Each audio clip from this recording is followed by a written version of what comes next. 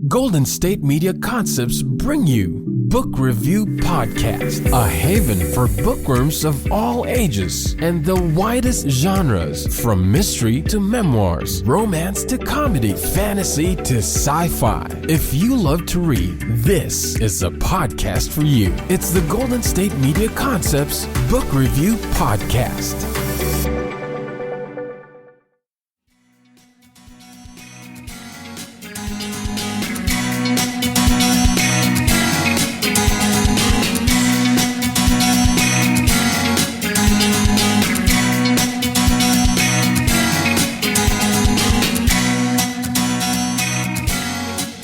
Hello and welcome to the GSMC Book Review Podcast, brought to you by the GSMC Podcast Network. I am your host, Sarah. As always, I am so very happy to be with you to talk about another set of books, in this case, another returning author. Kim Taylor Blakemore is my guest today, and this is her third appearance on the podcast. Her previous episodes, if you're interested in going back and listening to those interviews, were episode 217 and then exactly 100 episodes ago on episode 298, which is actually kind of cool. I did not ask you how your weekend was. How was your weekend? I hope it was fabulous. My aunt is here, as I believe I mentioned in the last episode. She has been here for a week now, almost a week tomorrow it will be, and it's been wonderful having her here. So much fun. I actually lived with her for 3 years, I think I've mentioned, between college and grad school. And so we just have what I think we have a great relationship. I hope she thinks we have a great relationship. I think she does. But it's wonderful to have her here and get to spend some time with her. I always enjoy that. She makes me laugh a lot. So we have been doing so much walking. It's been raining a little bit since she's been here, which kind of stinks, but it's also not snowing, which is where she came from. It's much, much warmer than Montana, where she came from. In fact, she just got out before the weather turned. Flights were canceled the same day that she left. I'm very grateful that she got out in time. But we've been doing a lot of walking since she got here last week. Before she got here, actually, my husband and I have been walking as well. And so between Tuesday and Saturday, walked about 20 miles, and then Sunday we walked again, and then the last 2 days, yesterday and today, we have not walked as much. Probably over those 3 days we've only walked about 5 miles, so we've definitely been slacking since Sunday, but it's wonderful to have her here, and I'm so very glad that she came to visit. But back to Kim Taylor Blakemore and her visit to today's episode of the podcast. We are actually going to talk about a new standalone novel, as well as the first book in a new series that she is working on. Let me go ahead and give you the description from the standalone novel, which is called The Deception, and that description is as follows. New Hampshire, 1877. Maud Price was once a celebrated child medium, a true believer in lifting the veil between the living and the dead. Now penniless, her guiding spirits gone, the so-called Maid of Light is desperate to regain her reputation, but doing so means putting her faith in deceiving others. Clementine Watkins, known in spiritualist circles for her bag of tricks and utmost discretion, creates the sort of theatrics that can fill Maud's parlor again, and with each misdirection, Maud's fame is restored. But her guilt is a heavy burden, and the ruse has become a risk.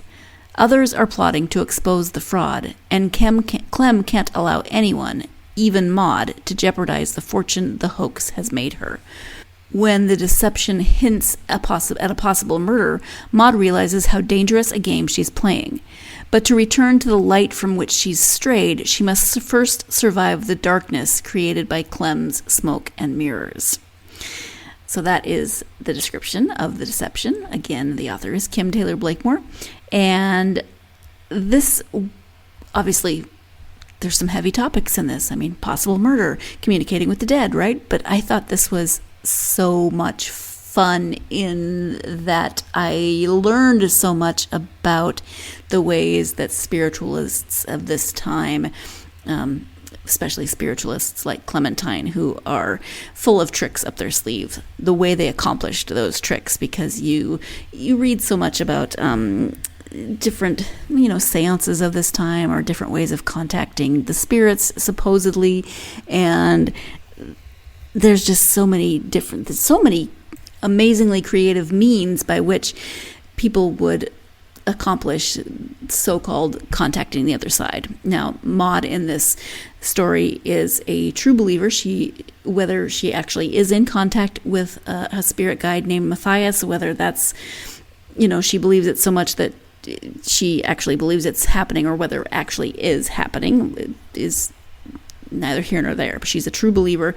She doesn't employ these tricks until her spirit guide has left. She's desperate and she turns to Clem, etc. But so from her point of view, it's a little bit different. But just learning all of the different tricks, and Kim will talk a little bit in the interview about doing some of that research for learning everything that they would employ to make people believe that the spirit world had been contacted. I really found fascinating. And of course, this book is full of twists and turns, and Kim's usual figuring out what exactly is going on with the story and the characters, etc. And as always, interesting characters, well thought out and drawn characters. So that is The Deception, one of the books. That's the standalone that we're going to talk about. So let's go ahead and turn to the interview with Kim so she can talk more about The Deception. Hi, Kim. Welcome back to the podcast. Well, thank you so much. I'm so happy to be here. I'm happy to have you here, and we are going to not only talk about one book, but two books of yours today, which is very fun. But before we do that, just so people can either get a refresher or meet you for the first time, can you tell them a little bit about yourself? Sure. My name is Kim Taylor Blakemore. I write as both Kim Taylor Blakemore and KT Blakemore. As Kim Taylor Blakemore, I write historical thrillers, and as KT Blakemore, I've started a new series, which we will talk about a little bit more later, but it's called Wild-Willed Women of the West. And let's see, what else am I? I live in Portland. It's very snowy now. I'm a developmental editor, on top of being an author. And gosh, I think that's it about me, except I've got dogs and cats everywhere. Which is great. Yeah. I love alliteration, so Wild-Willed Women of the West is awesome. But when you have to do interviews, do you have to stop and think Wild-Willed Women of the West? Because I do. Yes, I had to practice Wild-Willed Women of the West, which looks very great in print. Yes. It's just a little harder to say. Yeah. At least you didn't try to throw in a random R word, and then so you... I was looking for other names for the series, and I kept trying different words, audacious and, fierce and all these other words. I'm like, no, this is them. They're really just wild. So I love it. Works. Well, we're going to talk about the Wild Women here in a few minutes, but let's start with your standalone novel called The Deception. Can you give an overview of that story?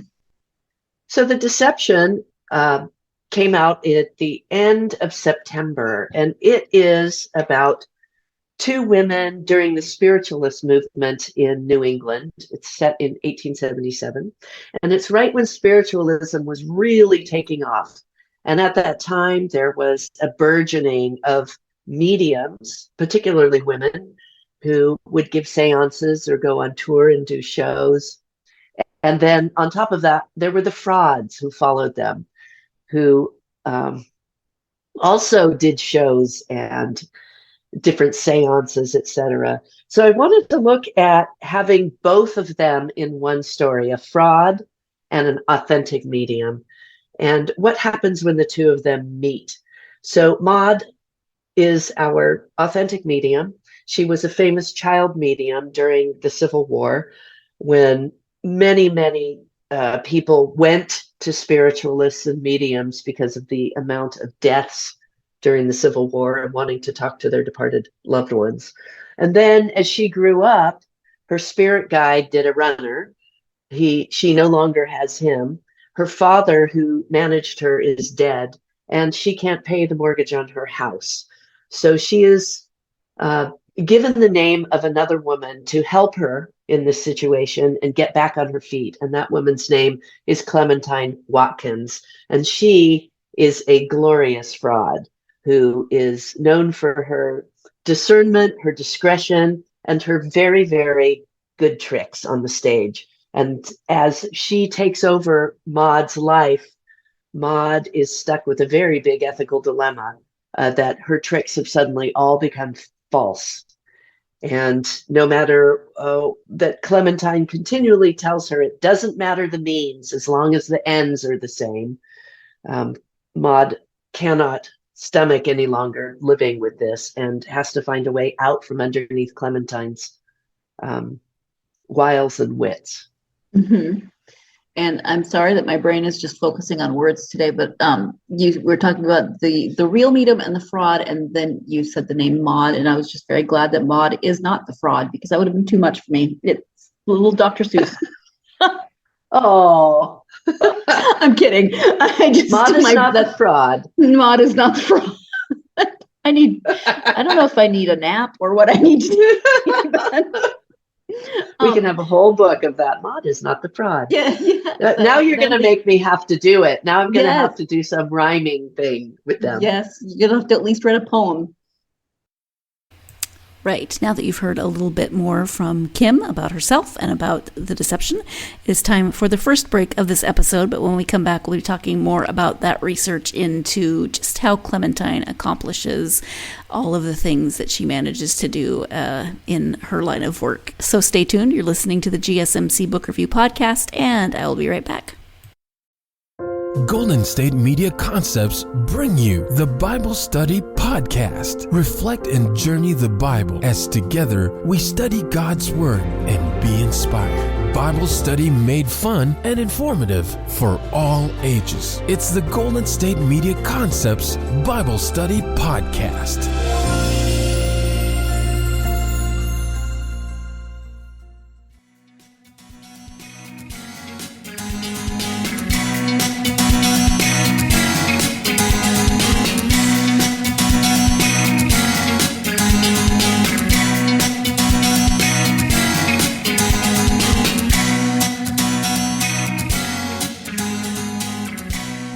Welcome back to the GSMC Book Review Podcast and my interview with Kim Taylor Blakemore. We are currently talking about her new novel, The Deception. Let's go ahead and return to that interview.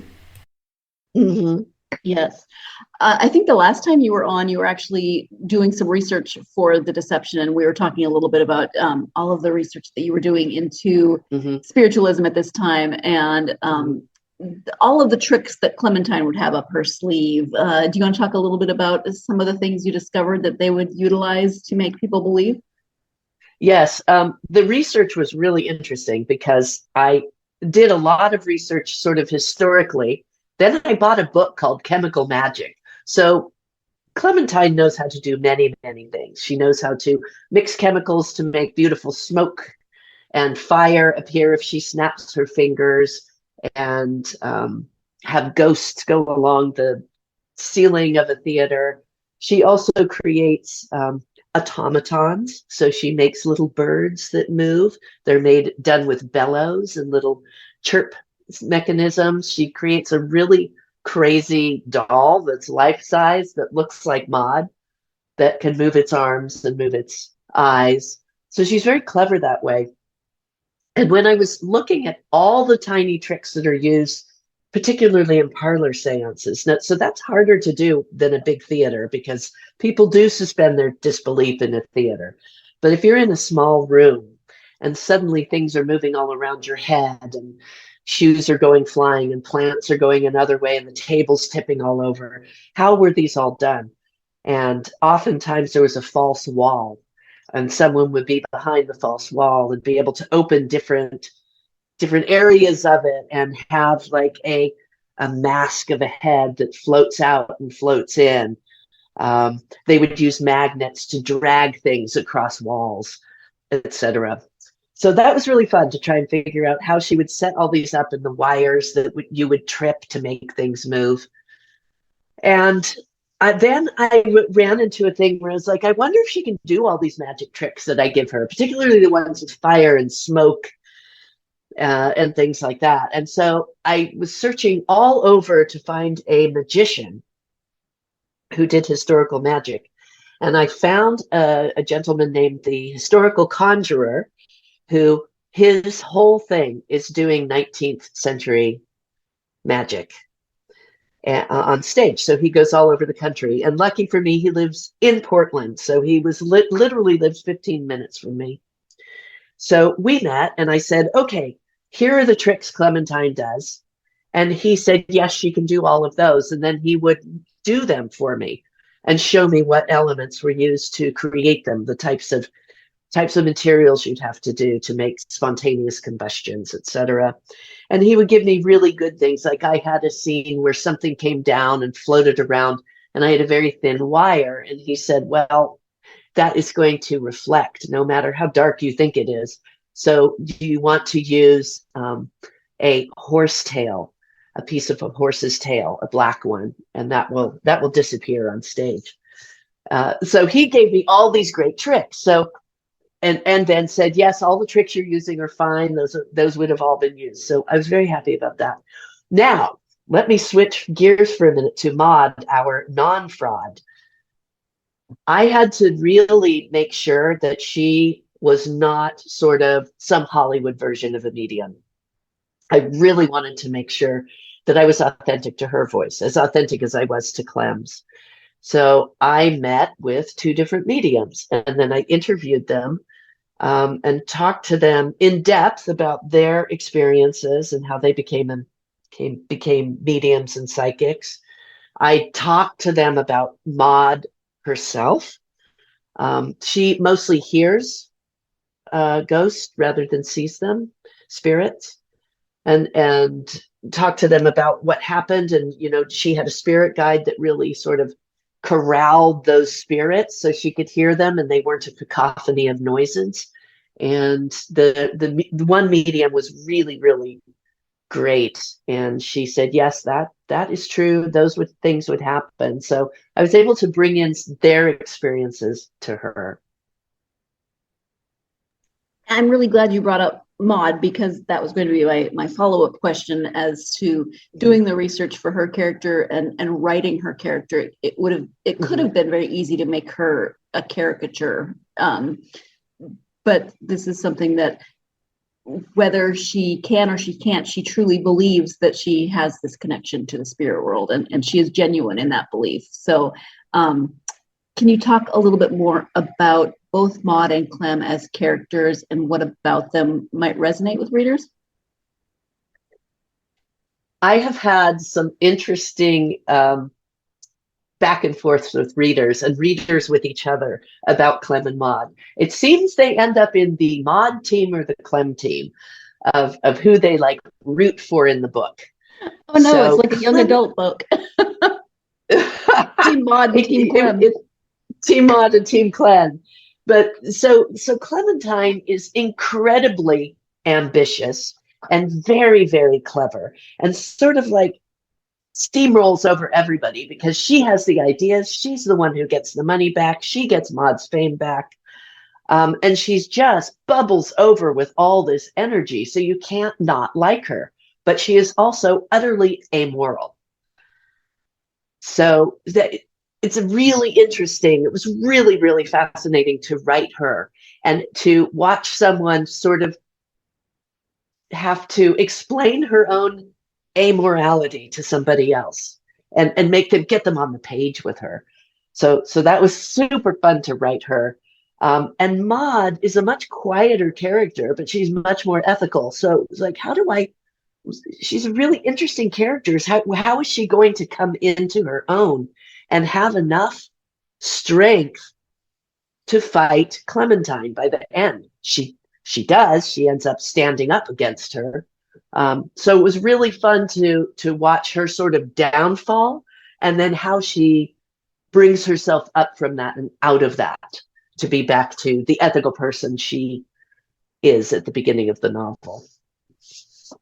And one quirky thing about Maud is that she has an affinity for very over the top, maybe even ridiculous hats. Was that something that just kind of came about as you wrote her character? Or did you write that specifically to give her kind of a little bit of a more silly human side?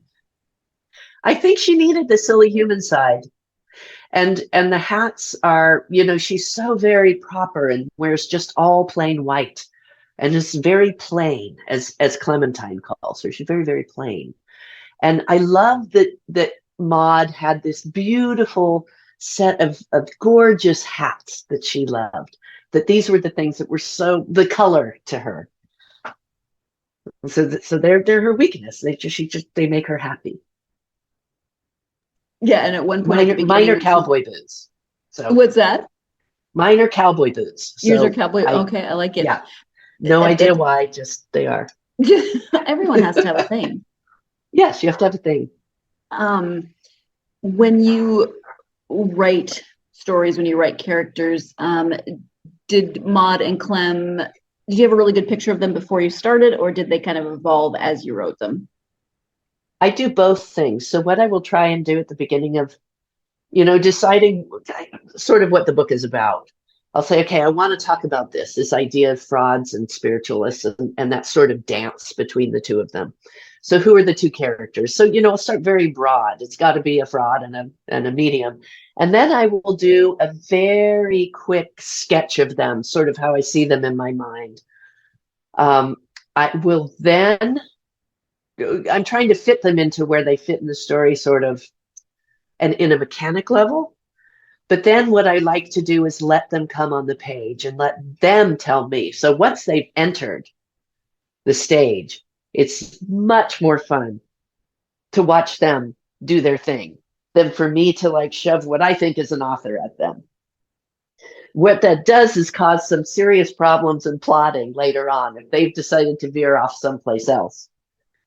And at that point, I have to decide, okay, are they veering off because this book is out of control, or should I be following that veer because it's a better way to go? It's more organic to the character.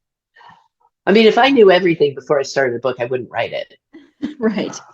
Do you ever have characters veer so far that you think, oh, wait, I cannot, I either have to change the entire book or change this one thing that the character just did?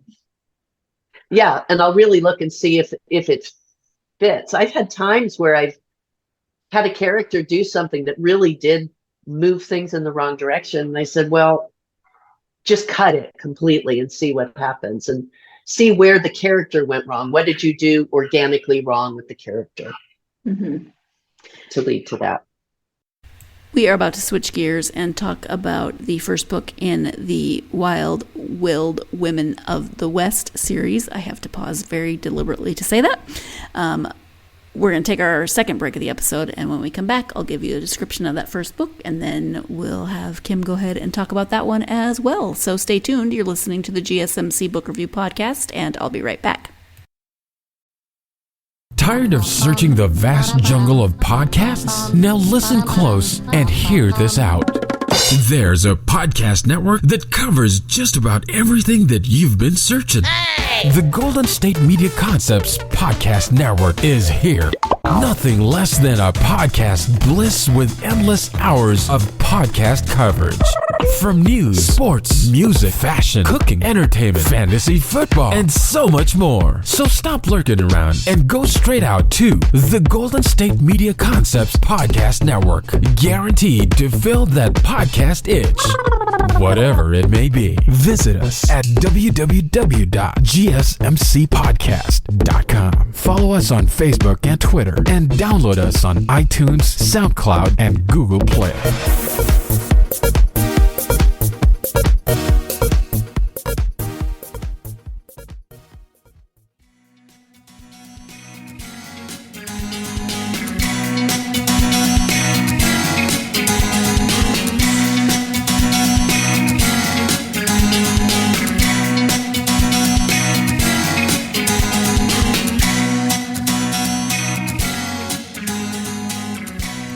Welcome back to the GSMC Book Review Podcast. I have been speaking with Kim Taylor Blakemore, and I am still speaking with Kim. But as a reminder, now that we are switching to her Wild-Willed Women of the West series, the first of which is called The Good Time Girls, she writes under K.T. Blakemore for this series. So just so you know, we're not switching authors, but we are switching names under which she writes these books.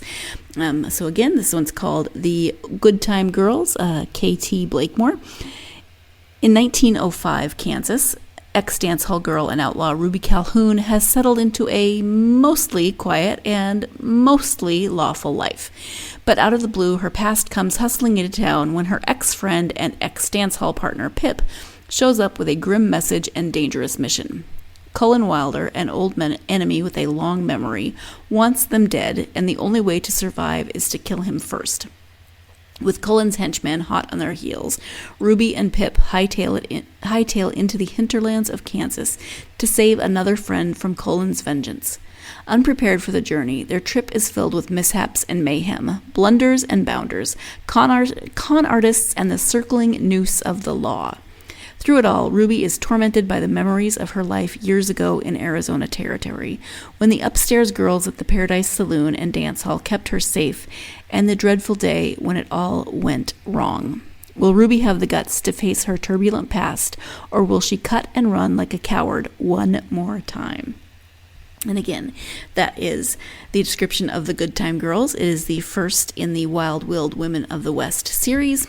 Kim is now writing under K.T. Blakemore, and this book, as I mentioned when we're talking about it, it's so much fun. Of course, there's some serious parts to it. They're being chased, or they go on this adventure because someone is out to kill them to get revenge for something that happened in their pasts. But it's also just so much fun.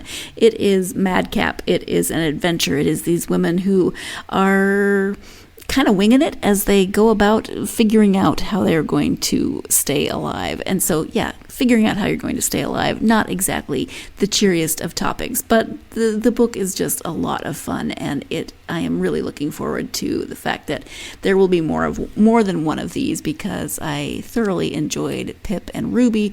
There are other characters that will be introduced in subsequent books. I'm looking forward to meeting them and getting to know them as well. So very excited to have a new series to listen to, or to read and get to know new characters as they come along. So let's go ahead and turn back to the interview and learn more about this book and this series.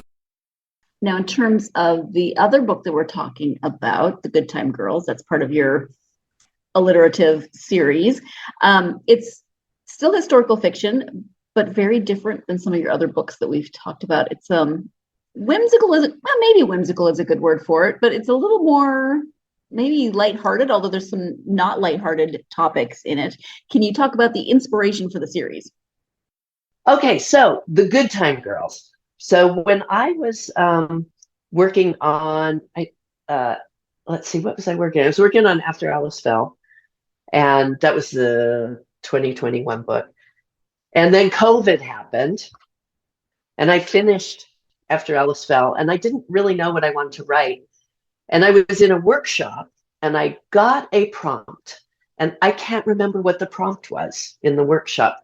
But it was, it was one I went to every single week, and you just sort of wrote whatever came up from the prompts. And what came up was a dance hall and saloon, and these women dancing on the stage. And it was like totally fun to write. And this voice just came out of the main character, Ruby Calhoun.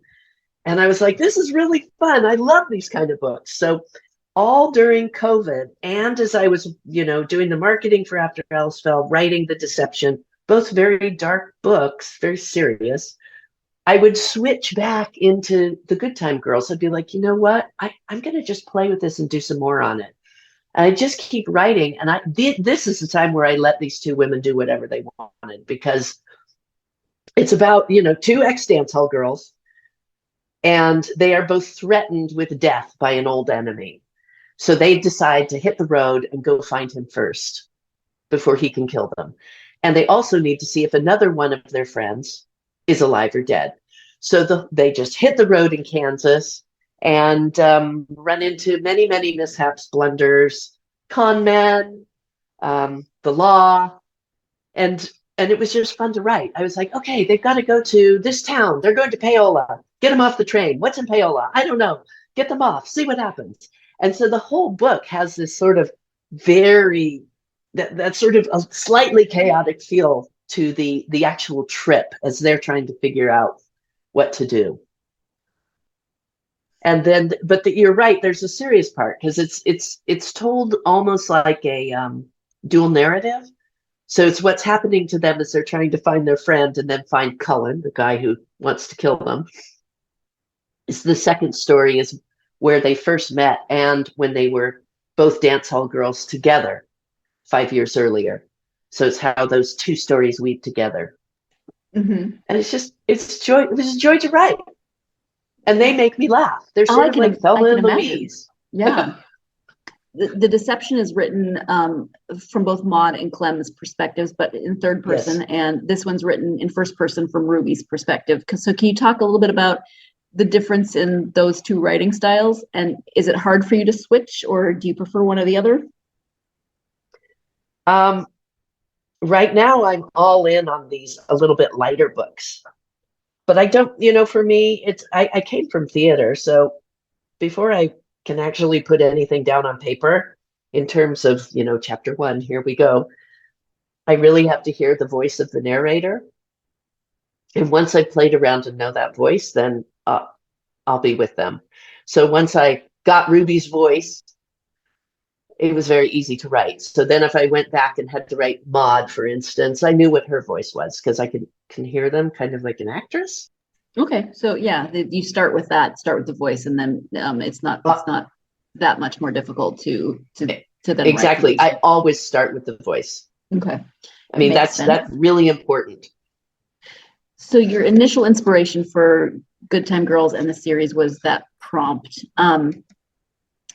What was your inspiration for this first story? Was it telling their story and then them setting off on this road trip, or was there a different jumping off for this specific story?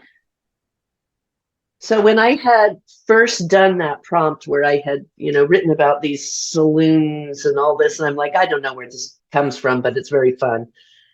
I was also researching different, I don't know, I've always wanted to write these sort of like twisted women's Westerns that, and I don't mean twisted badly. I mean, just like they're more adventures, right? Right. Twisty rather than twisted. Maybe. Twisty. That's the word. Exactly. So you've given me good things. Maud the Fraud and Twisty. So I love that. I'm going to use both those. Oh, Maud the non-fraud. Maud would be upset with you. So Maud would be very upset with me. So I was researching, as I said, okay, I want to take this dance hall thing and I want to make it bigger because I think this is fun and I think this is an interesting set of characters that I've set up. So what are they doing? And at the same time, I had just read about Pearl Hart, who was the stagecoach robber who became infamous for a very botched stagecoach job. And I was really into her and I was really trying to go, I said, I'm going to make it Pearl Hart. I'm going to make it about the time in her life no one knows about because everyone knows about her stagecoach. And she disappears from the record after that. So I'm like, let me use the gray area and I'll make it Pearl Hart. And I went to Arizona. I went to the 2 historical societies that have stuff on Pearl Hart. I talked to both of them. They do not agree on anything. They're like warring historical societies. So one was in Florence, Arizona, the other's in Globe. And by the time I was done with that, I realized I couldn't use her because Ruby, the character, had already taken off on her own role and her own life. So I didn't need the confines of a real person to do that. So I think this happens to many writers where you say, well, it's going to be this character. I'm going to base it on this. And then your character on the page just sort of floats off on their own and does their own thing. So it was fun. It was fun to go to Globe in Florence. I saw some crazy things at the historical societies. Oh, I bet. I love that they are warring historical societies. That's another story in itself. Like the battle between they're completely warring. And I just started a blog, and I started the first thing with my experiences with those two historical societies. Nice. And like one of them, and I'm going to write about that this week, but one of them, like, okay, it's in Florence, which is where the big state penitentiary is. And in the museum, they have all these nooses on the wall. And in them is the picture of the person that was hung by them. Well, that's I'm like, what the heck am I looking at? And then the woman comes over to me and she goes, do you see that double chair right there? So there's this chair, this wood chair, this double seats. And she goes, that's where they electrocuted two people at the same time. I'm like, I'm just like, thank you. Gosh. I'm like, really? I didn't need to know any of this. And then she's like, and did she say it like that? Like, this is really cool. Yeah, look at this. This is great. And she's like, oh yeah, over here we have all the stuff that was in Tom Mix's car when he died, when he hit the wash and his car crashed. And I'm like, oh, this is awesome. What else do you have? Oh, we have this suitcase of this woman who was sent dead from here to LA. Oh my gosh, this is the perfect job for this person. Why am I here? They're clearly very excited about their subject matter. I was like, this is the weirdest historical society I've ever been to in my life. But it wasn't boring. No, it wasn't boring. I would highly suggest people go to it because there's like some crazy cool things in it. It's time for the final break of this episode, but I will say that before I started editing and getting this episode ready to air today, I did see that Kim did in fact put up that link, I saw it on Facebook, to the blog about these historical societies. Haven't had a chance to read it. I'm going to do that as soon as I get this episode up. I kind of wish I was in the States right now instead of Portugal so I can go visit the warring historical societies. That is on my list now for the next time I am anywhere in the Southwest. So let's go ahead and take that final break of the podcast. Stay tuned. You're listening to the GSMC Book Review Podcast, and I will be right back. Golden State Media Concepts Sci-Fi Podcast. Together we dive into the world of sci-fi and science fiction. From episodes of Star Trek, Star Wars, to The Walking Dead, Resident Evil, all the hot new science fiction movies from the back doors of Marvel or DC. The Golden State Media Concepts Sci-Fi Podcast. You'll never look at science fiction the same way again.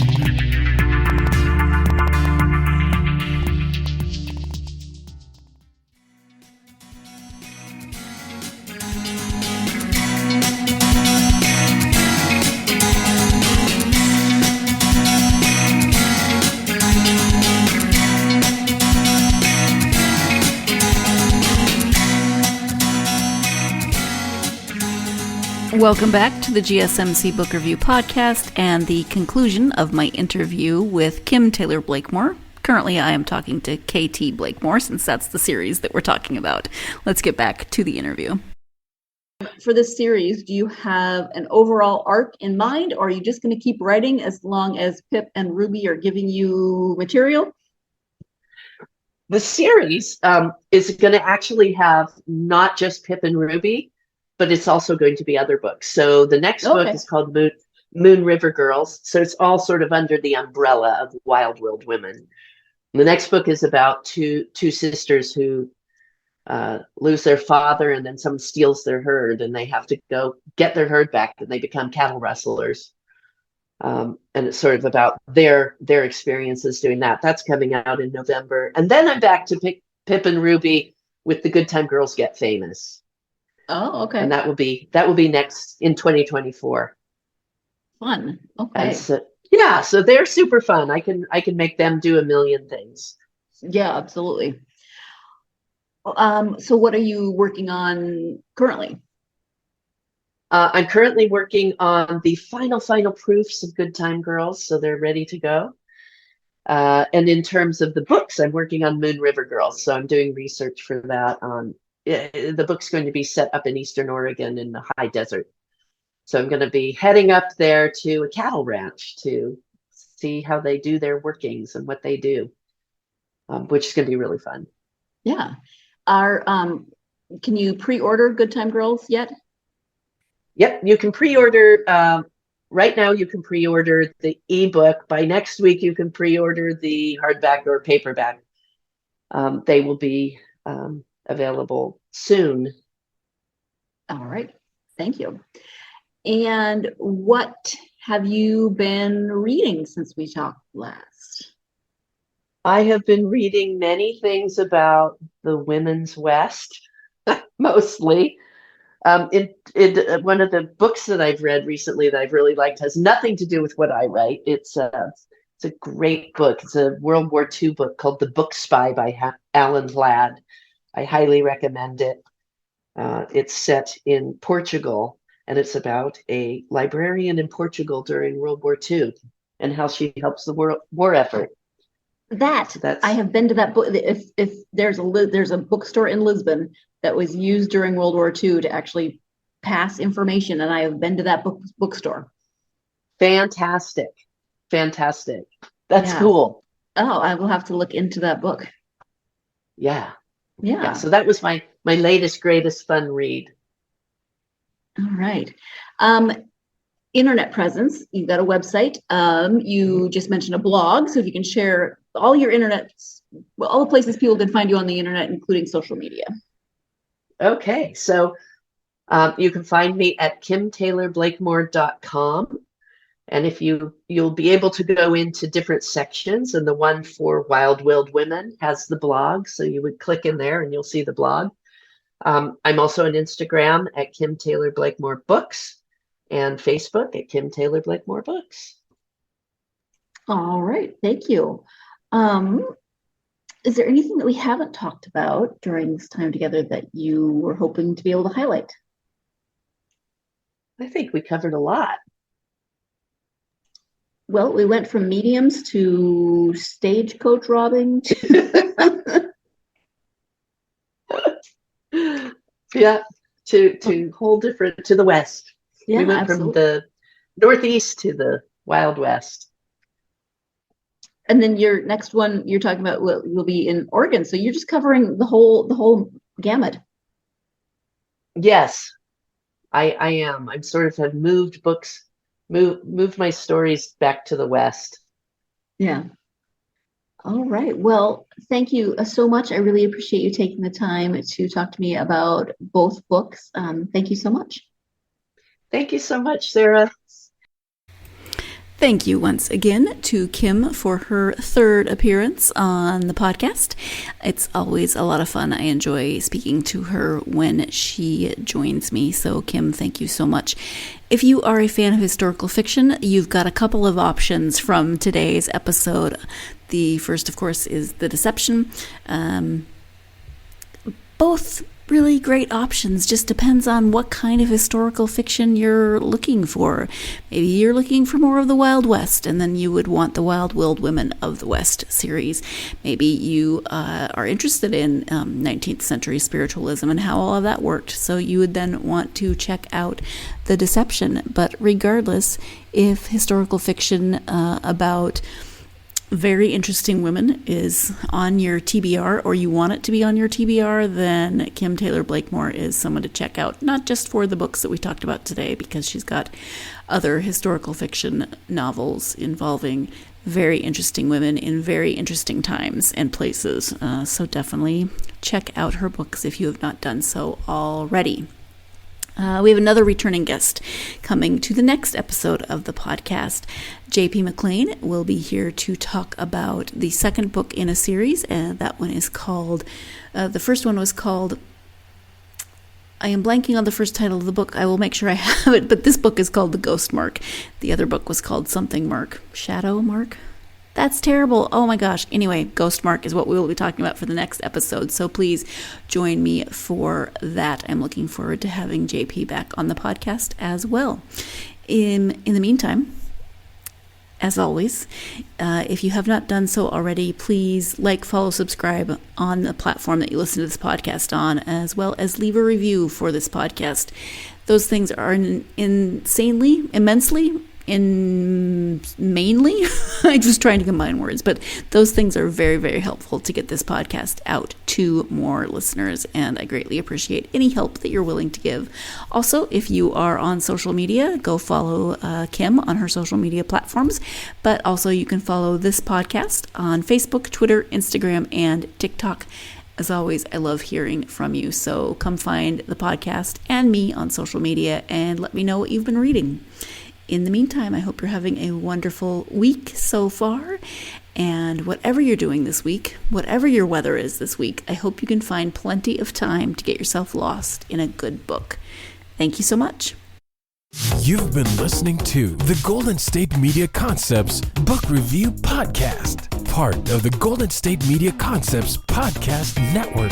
You can find this show and others like it at www.gsmcpodcast.com. Download our podcast on iTunes, Stitcher, SoundCloud, and Google Play. Just type in GSMC to find all the shows from the Golden State Media Concepts Podcast Network, from movies to music, from sports to entertainment, and even weird news. You can also follow us on Twitter and on Facebook. Thank you, and we hope you have enjoyed today's program.